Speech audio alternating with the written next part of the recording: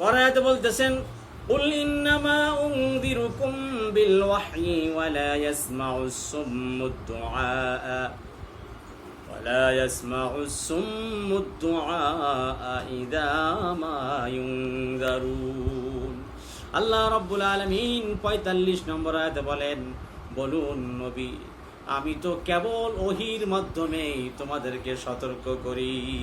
সুবহানাল্লাহ। আমি তো কেবল ওহীর মাধ্যমে তোমাদেরকে সতর্ক করি। আল্লাহ শিখাচ্ছে নবী আপনি বলে দিন, আমি তো কেবলমাত্র শুধুমাত্র ওহীর মাধ্যমে তোমাদেরকে সাবধান করি।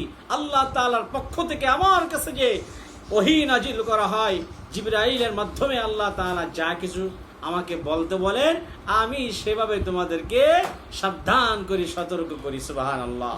কিন্তু বধিরদেরকে যখন সতর্ক করা হয়, তখন তারা সে সতর্কবাণী শোনে না। আসলে তারা বধির নয়, বুবা নয়। তারা বধির বুবা বলতে কি বোঝায়?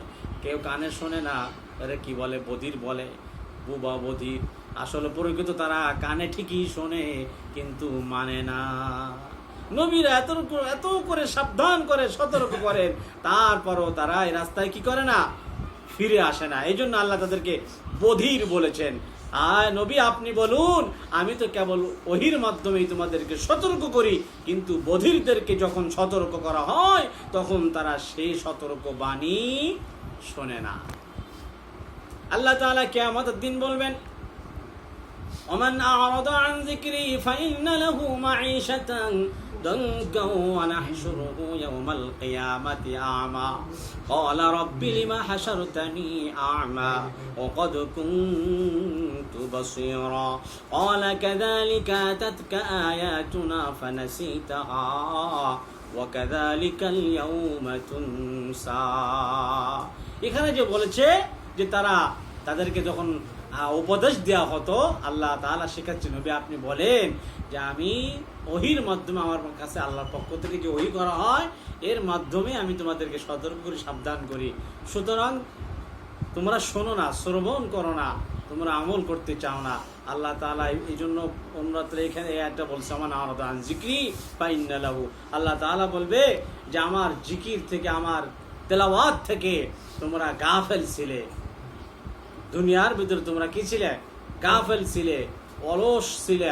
তোমরা মুখ ফিরাই নিয়ে গেছিলা, ঘাড় ঘুরাই নিয়ে গেছিলা, আমার হুকুমকে অস্বীকার করেছিলা। আজকে তোমাদেরকে আমি আল্লাহ তাআলা অন্ধ বানায়া উঠাইলাম। নাউজুবিল্লাহ।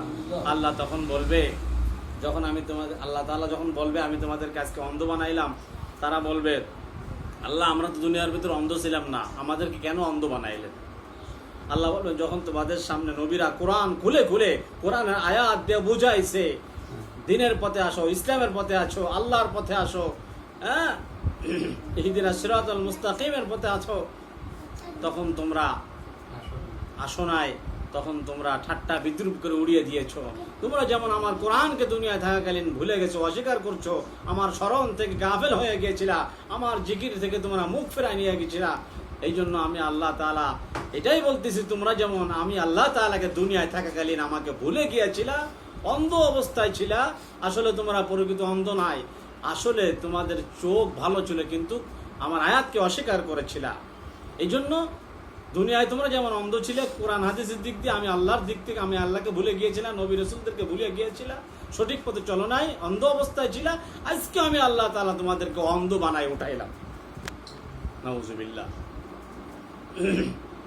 আল্লাহ তাআলা আমাদেরকে আল্লাহর হুকুম পুরোপুরি পালন করতে তৌফিক দান করুন বলে আমিন। আল্লাহ রাব্বুল আলামিন।